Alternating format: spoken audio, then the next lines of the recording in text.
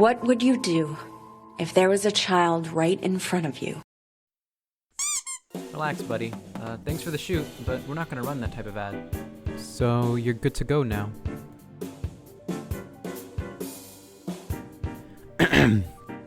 I'll introduce myself. I'm Nicholas Nieto of the class of 2021 at Fordham Prep. And this thing right here that you're watching... What the... Yes, you... Dad! Really freaking hurt! ...is the... Ad-imation. I guess I overdid it. Hello? Yep. Yeah, I did. Okay, got it. Well, it looks like I used up the majority of our animation budget for the week on that. Either way, let's carry on.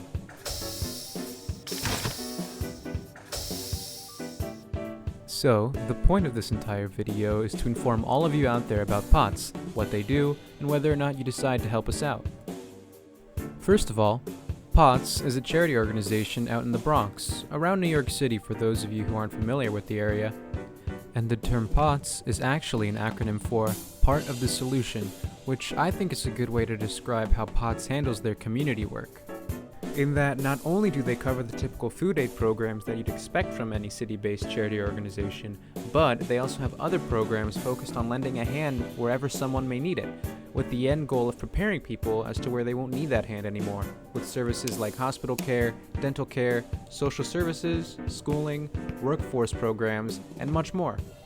Now, while I'm sure that the people around the New York City area know about and trust the POTS organization, I understand that those outside the area may be hesitant about donating money, unsure if the money they give is really going to be spent to aid others. After all, there's always a risk depending on how you donate your money, and fake or dishonest charities are a real thing. But I can say that I completely trust that POTS is an honest and worthwhile organization, with most of their funds going to their programs, or as they call them, programmatic pillars, with much smaller portions going towards advertisements and paying their own workers.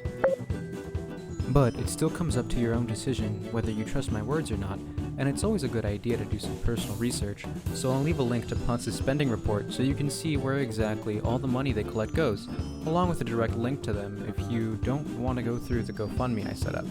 More on that later.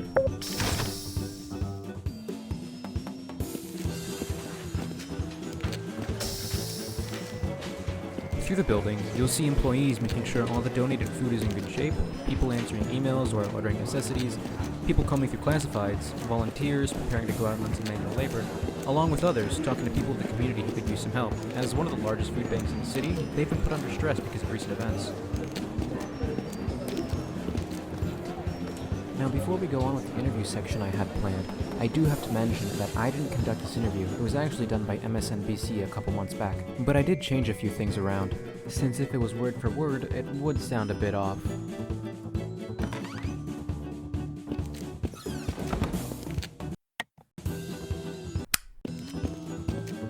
Right now, I'll be talking to Christina Hanson, the executive director of POTS. She's been a big reason that POTS came to be known as the one-stop shop it is today. Since I mentioned recent events and the increased stress on food pantries like POTS, can you tell us about the families you've been serving and how the demand for services has changed?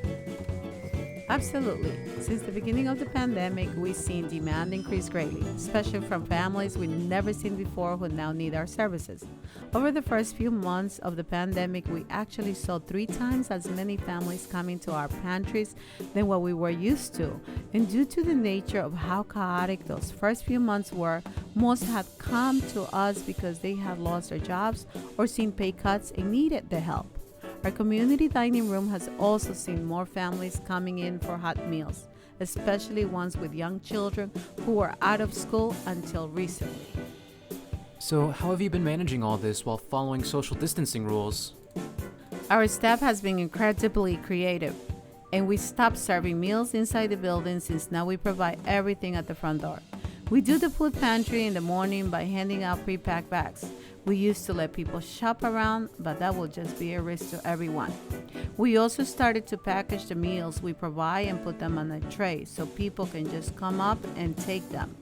We've also been very careful about lines, making sure that everyone is spaced out properly, and I couldn't be more proud of our staff.